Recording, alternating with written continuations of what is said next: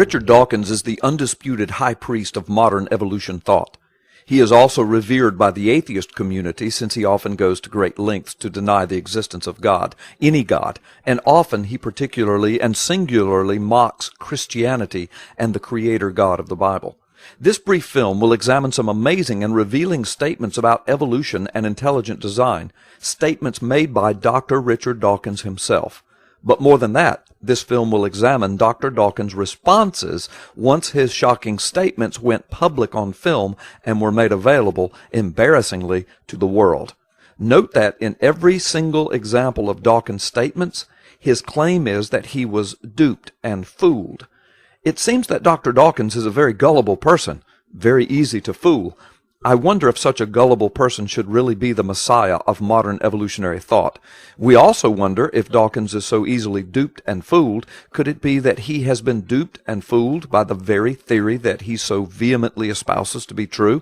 It certainly seems to be a likely possibility. In Ben Stein's shocking expose movie entitled Expelled, there is a segment in which Richard Dawkins is interviewed.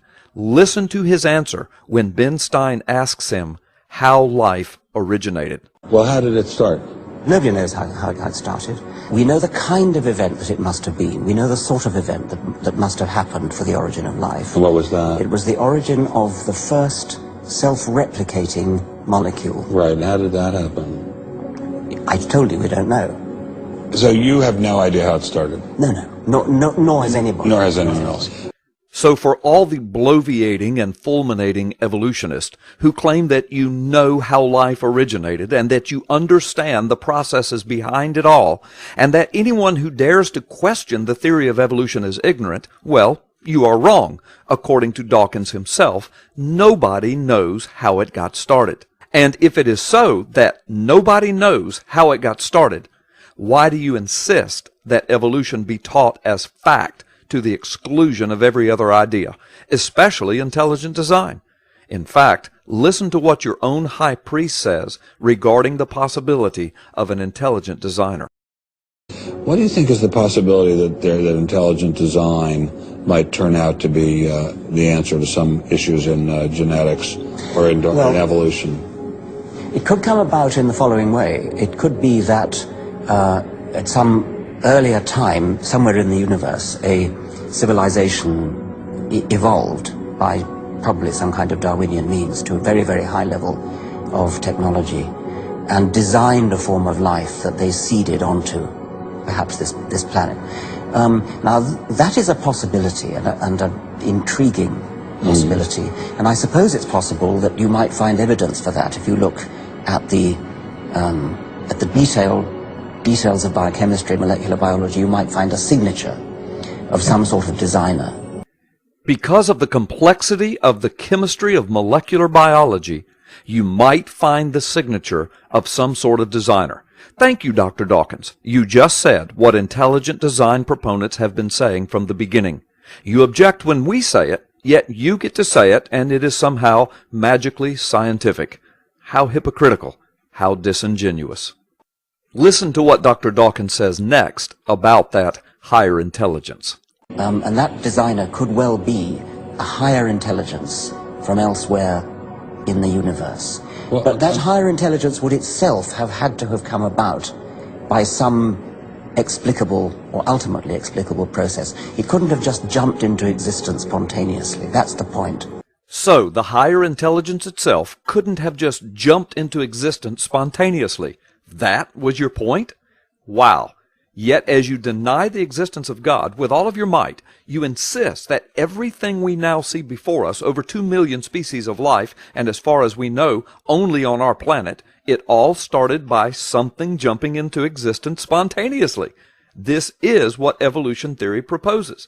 So the first life on Earth came about from non-life spontaneously, that is, as you say, solid truth, and it must be taught as fact. But a higher intelligence couldn't have done anything like that. Dr. Dawkins, we are beginning to smell the rat of rank hypocrisy and delusion. Listen now as Dr. Dawkins tries to explain himself to a very friendly audience. Obviously, he is embarrassed by his statements in the movie Expelled. You will not believe what you will hear next as his explanation. I, at that time, had never heard of Ben Stein, and I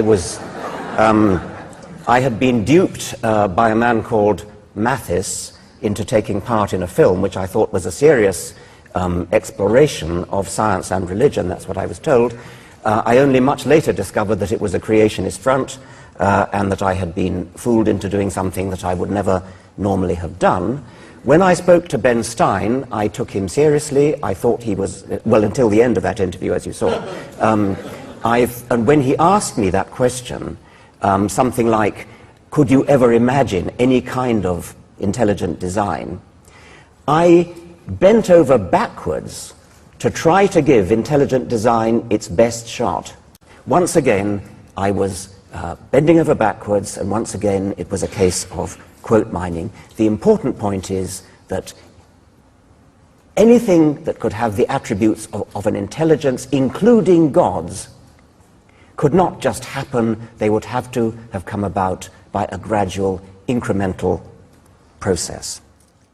Anything that would have the attributes of intelligence could not have just happened. They would have to come about by gradual incremental processes. It seems Dr. Dawkins is talking in circles.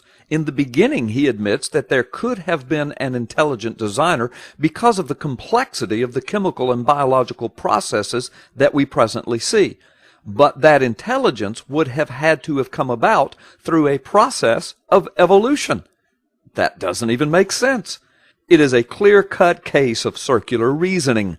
Which came first, the complex biological processes through random incremental process from which would have eventually emerged a higher intelligence, or the higher intelligence that would have had to have been involved in a complex biological process?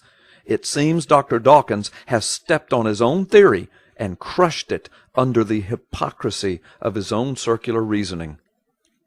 In light of the fact that Dr. Dawkins is so easily duped by ignorant little creationists, and when he is duped, he says the most outlandish things, so much so that he has to explain and apologize to his adoring fans, one can only draw the logical conclusion that Mr. Dawkins is pretty easily duped. By holding to the inane pseudoscience of evolution, replete with its straw man arguments, it is also our contention that Mr. Dawkins has been duped by the very premise of which he is the high priest, and in so doing he is duping millions upon millions of others. Here is a word of wisdom. Stick with intelligent design. In the end, you won't have been duped.